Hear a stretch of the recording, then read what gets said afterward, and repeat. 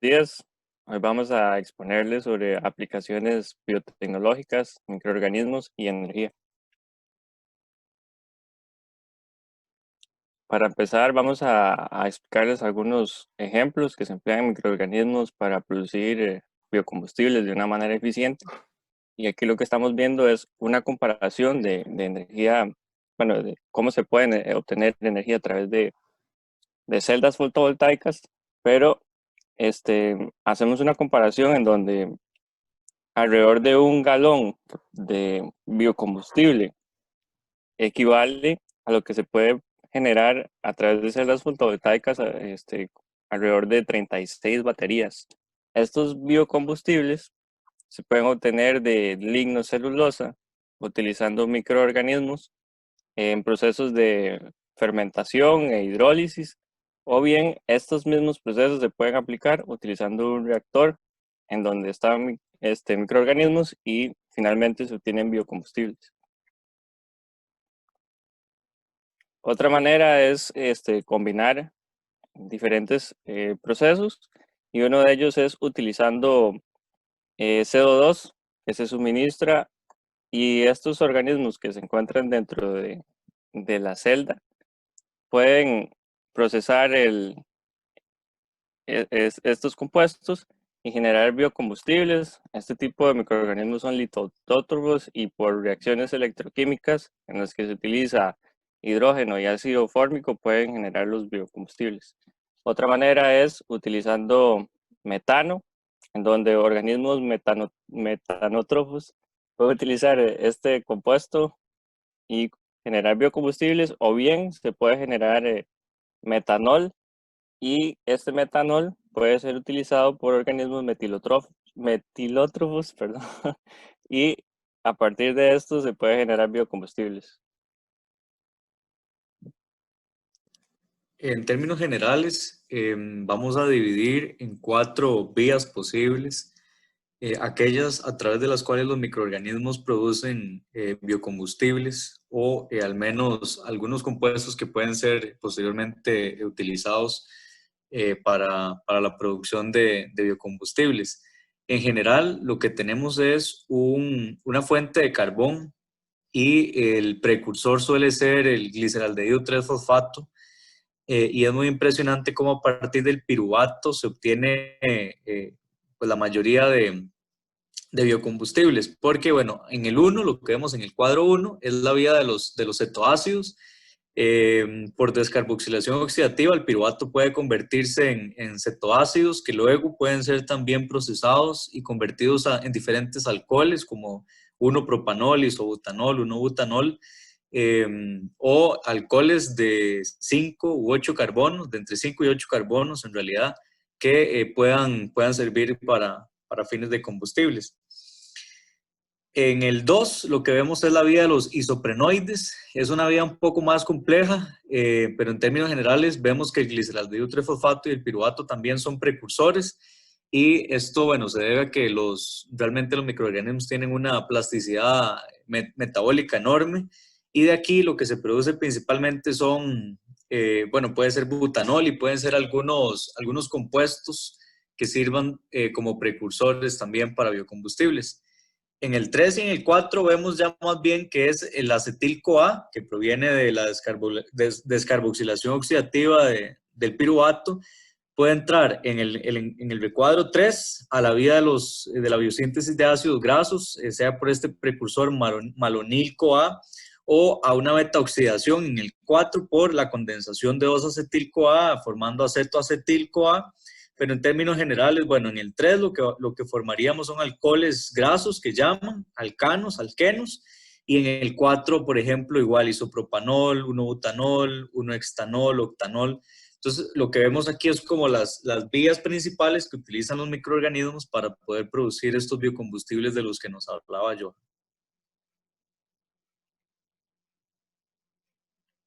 Ya un poco más en detalle, pues lo que veíamos es que por glucólisis, ¿verdad? Obtenemos toda la oxidación de las fuentes de carbono, y convirtiéndolas en piruvato, en acetil-CoA, tenemos dos sustratos muy sencillos, muy simples, pero que a partir de ellos se pueden formar estos biocombustibles, principalmente estos alcoholes.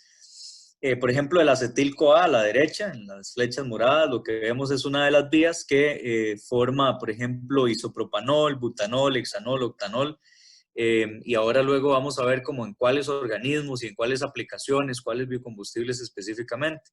Aquí a la izquierda tenemos dos vías, la vía de la treonina y la vía de citramalato.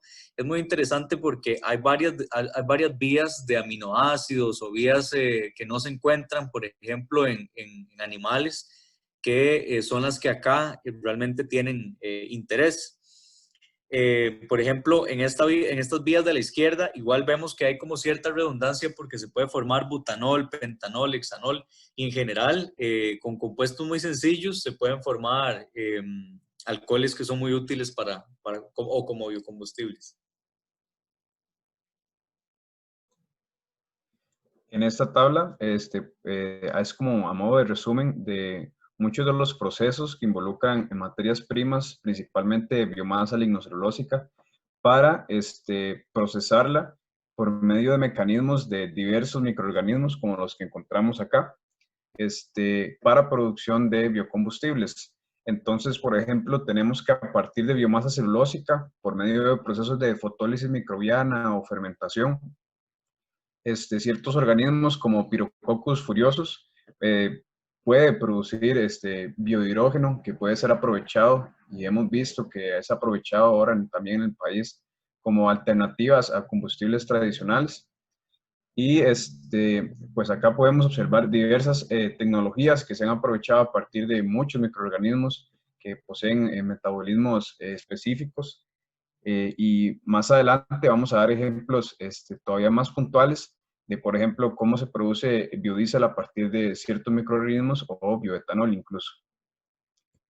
Entonces, a modo de ejemplo, tenemos a Clostridium thermocelum, que es un organismo que crece en óptimas condiciones, en temperaturas de 60 a 65 grados.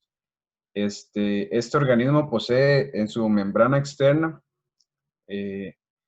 un complejo de enzimas que pueden ser hemicelulasas o celulasas, que también permiten la degradación de lignina.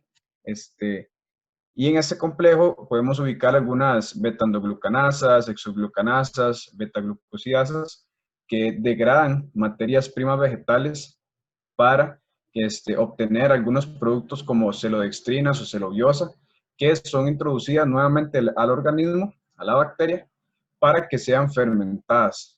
Y luego los mecanismos de fermentación de esta bacteria permiten obtener productos como etanol en mayores cantidades que otros subproductos como hidrógeno, dióxido de carbono, acetato y lactato. Algunas desventajas de los procesos industriales de utilizar estos organismos es que muchas de las cepas que se utilizan son sensibles a altas concentraciones de etanol. Entonces, lo que se ha propuesto es tener como un manejo adecuado o tener como cierta visibilidad de las concentraciones de etanol que se están produciendo para ir liberando este producto y que no afecte tanto a las cepas. O incluso también se ha propuesto mediante transformación de estas bacterias a partir de plasmios, mejorar esas condiciones o esa respuesta a las altas concentraciones de etanol.